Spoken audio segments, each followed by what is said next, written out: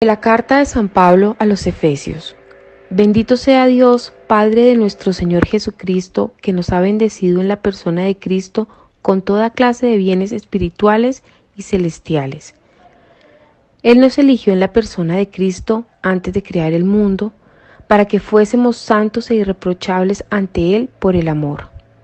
Él nos ha destinado en la persona de Cristo, por pura iniciativa suya, a ser sus hijos, para que la gloria de su gracia, que tan generosamente nos ha concedido en su querido Hijo, redunde en alabanza suya. Por medio hemos heredado también nosotros. A esto estábamos destinados por decisión del que hace todo según su voluntad. Y así, nosotros, los que ya esperábamos en Cristo, seremos alabanza de su gloria. Palabra de Dios. Te alabamos, Señor. Del Evangelio según San Lucas.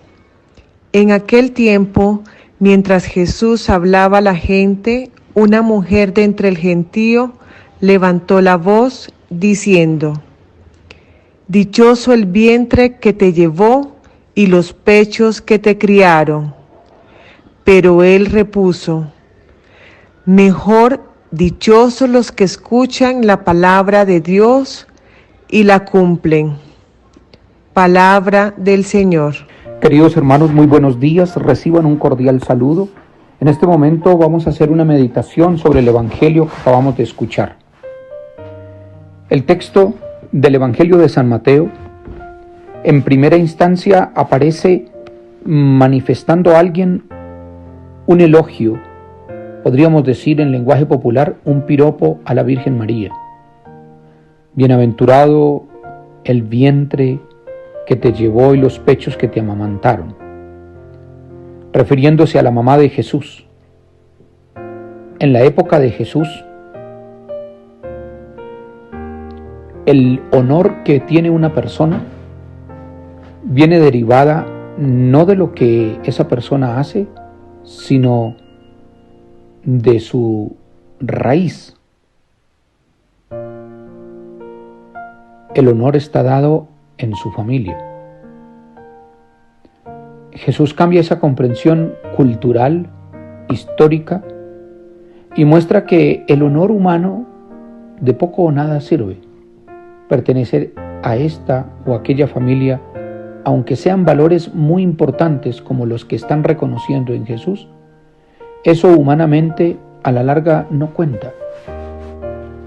La persona que se admira de María porque tiene un hijo valioso, que en últimas es el hijo el que le otorga la dignidad a la mamá, por la calidad de vida, por la calidad de la palabra que tiene, Jesús muestra que esa comprensión, que esa interpretación de la vida, a la larga no va muy lejos, no es significativa.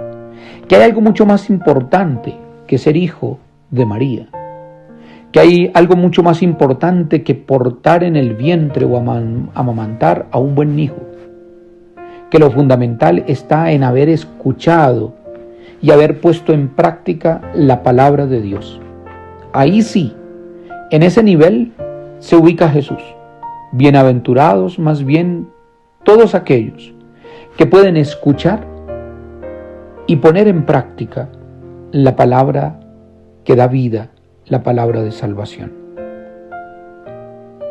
Creo que Jesús orienta las dinámicas de la vida y nos señala que lo importante no es el honor, que lo importante no es pertenecer a una familia de gran nombre o a una familia cuyo hijo haga maravillas, sino que la tarea creyente va por otro lado.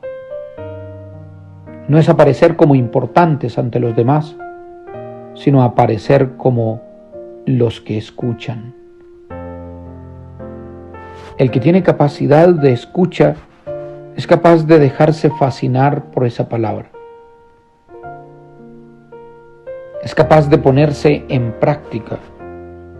Claro que si uno puede ver la historia en su totalidad, uno podría decir que María es alguien que ha escuchado y alguien que ha puesto la palabra de Dios en práctica y ha permitido que esa palabra se haga carne en Jesús de Nazaret. Y en ese sentido, esa mujer realiza lo que Jesús está diciendo. En ese sentido, es posible afirmar que en María tenemos la primera discípula que nos señala el camino para escuchar, para dejarse transformar y hacer fecunda en la vida la palabra de Dios.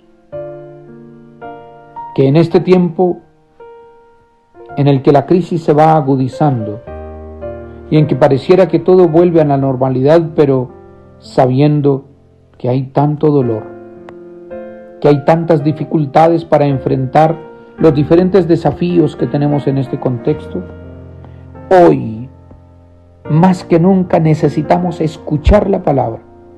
Necesitamos que esa palabra nutra nuestros corazones, que esa palabra venga a nuestros labios, que esa palabra se haga vida en la historia nuestra. Ese será el camino. Que mientras que estamos en casa, que mientras que estamos en tiempo de confinamiento, en tiempo de cuidado, de protección, que no nos olvidemos nunca de escuchar y de poner en práctica la gran palabra de Dios, a Jesucristo. Queridos hermanos, el Señor esté con ustedes. Y la bendición de Dios, que es Padre, Hijo y Espíritu Santo, los acompañe hoy y siempre.